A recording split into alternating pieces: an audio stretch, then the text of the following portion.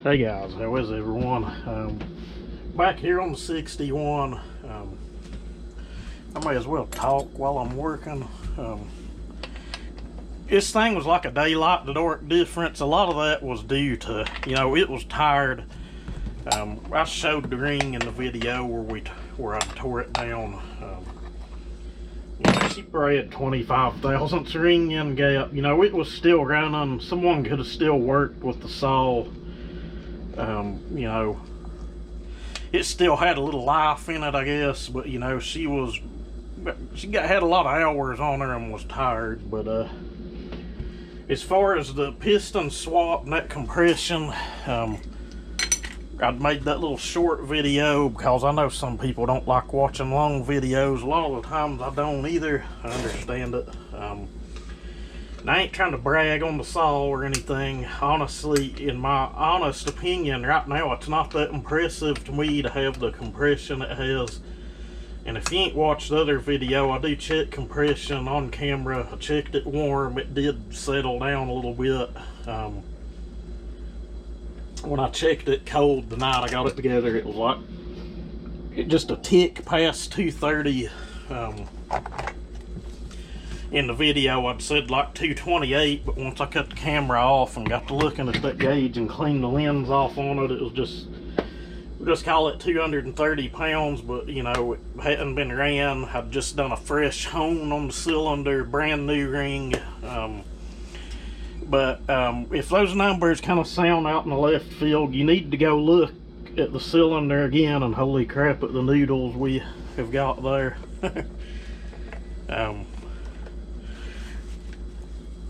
And most people that have built engines, and I'm talking, other engines other than a power saw, I have background in drag racing. I'm not able to do it anymore. We'll just leave it at that. It'd be cool if I could, but also it's a very, very expensive hobby. I built a lot of engines, been around a lot of engines. I worked for a machine shop for years. One of the shops I worked for, people also owned a machine shop. I've seen it all, but if you'll go back and look at how wide that squish band was and how tiny the combustion chamber is, and take into consideration I left a low exhaust roof on it, and I honestly think it would run a little better with the exhaust roof raised. Later on I'm probably going to order a new piston because this one still makes a little more noise than I care for. It's just the engine builder in me. I could never own a diesel, we'll put it that way. Nothing wrong with it, it's fine. It just, it's a little louder than I'd care for, but it is what it is. If I do that, I'm probably going to raise the exhaust roof about 2 degrees, lower the intake 2 degrees, leave a little longer blow down on it and see how it is. But what I'm doing here, may suit me. If this don't, probably the next thing I'm going to do is add another port to the muffler. We'll probably just punch a hole in it and put us a piece of 1/2 inch or 3/4 inch pipe in it. But Aaron had commented on the shorter video I made and said put a 7-pin back on it. I'd had that same thought. I'd talked to Simple Man about it, the 8-pin, and this chain is very aggressive. Before I tore it down, I don't even know if it would have pulled this chain. It is the same chain that was on it, but I put it back in the grinder, and I kind of played with the angle on my cutter and the grinder a little bit, and I've got a really, really steep hook in the chain, and the drags on it had never been touched. To get them down to 25 thousandths, I had to take like 15 swipes off of it. It is very aggressive, very grabby. It isn't one of the weirdest looking safety chains I've seen, but once I get it back on, I'll try to remember and give you guys a look at it again. But I was like, well, with that kind of compression, on the low exhaust roof, it should handle an 8-pin, which, it does. We were noodling with it, and I was leaning on it in that log pretty good. It's like a 12-13 inch piece of poplar. We cut the tree down a month and a half, 2 months ago. It was before we got sick. Let's see. Our screw gun's dead. That's the big one too. You know, it's good sound wood, but if you'll time it, before it was like 13 seconds to go through it, and then once we redone it with this chain and the 8-pin, it's like right at 5 seconds to go through 13 inches of wood. You know, that's nothing slouchy. Is it race saw territory? Probably not, but it is nothing slouchy. But I do feel, I could be wrong, I may get the saw out and this one outcut it, but I do feel that my 360, which has 175 psi, it's had the base decked and it has a highway pop-up in it, but it has a lot higher exhaust roof than this. I do believe, just because, you know, that saw turns a higher RPM, that I believe it'll outcut this one in the same wood, same bar and chain.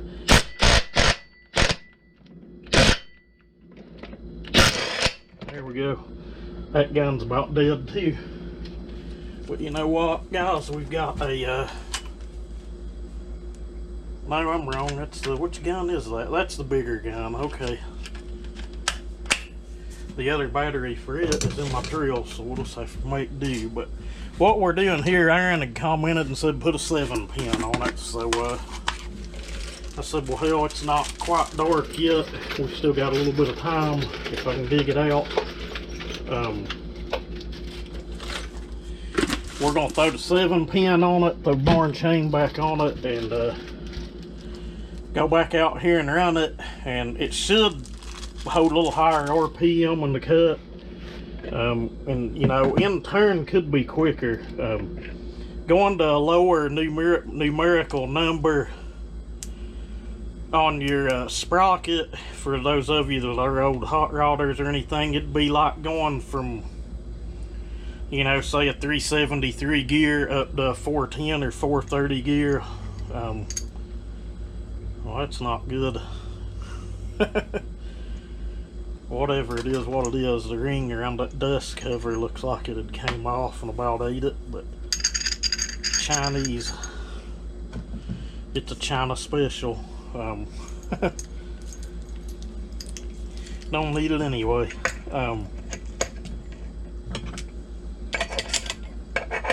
Yeah, it's like putting a higher numerical number in a car or truck or something.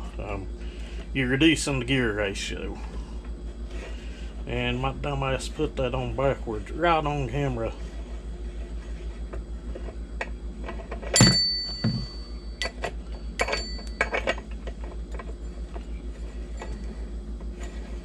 But you know, we'll see. May like it better, but as of right now, I don't feel it runs a whole lot better than I've done 3 of these saws over the course of a year. The first 2 ran about the same. The third one was, I felt, was a little lazier than those. It may have just been me, but I think that saw had a little more time on it and a few more hours. And we, you know, we didn't re-ring or nothing, but I know I put a compression gauge on the first 2 saws before and after the port work, and where we done a base gasket delete, you know, we picked up 10 or 15 psi, but I do show it in one of the videos. I'm trying to think of which one it is. It's the second one where I'm doing all the ranting in it about port texture and stuff. That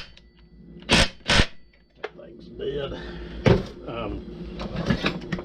But you know, they had 165 psi, which is 60 psi lower than this one.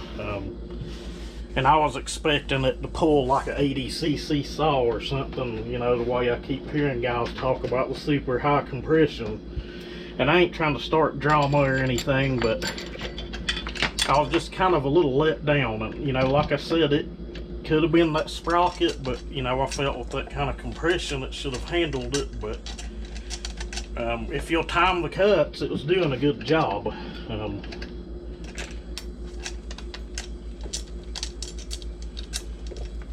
for a 60cc saw with an open port design. You know, it don't run bad. But I just feel it. I was expecting a little more, I guess, but you can take that for what it's worth, I guess. I ain't gonna say I'm let down with it. I'm tickled to death with how it runs now, but I'm just expecting just a little bit more, you know. Let's see.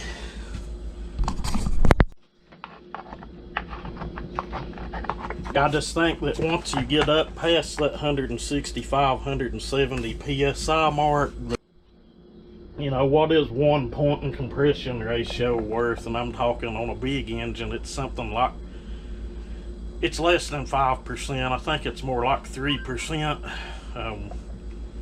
So, you know, I don't know. On a smaller saw, maybe you'll notice it more. Or, you know, if I had this thing, had a 28 on it and had it in a, you know, a 36-inch piece of red oak or something, maybe it would impress me more. But I don't know. I figured I'd run it the 7-pin. If it still didn't impress me now, and Aaron says it's going to be faster, so we'll see. Again, I had the same thought myself. You know, an 8-pin on a 61cc saw, or 60 or whatever it is. I think it's 61. That's quite a bit, but like I said, with the compression and the exhaust roof, I ain't saying it didn't handle it, but with a little more passive chain, it probably would have worked a little better too. But I'm probably just expecting too much as usual. After you've run a dang 99cc 660 or 066 or a ported 395, about most everything goes to feeling weak after that. That little screwdriver ain't gonna cut it.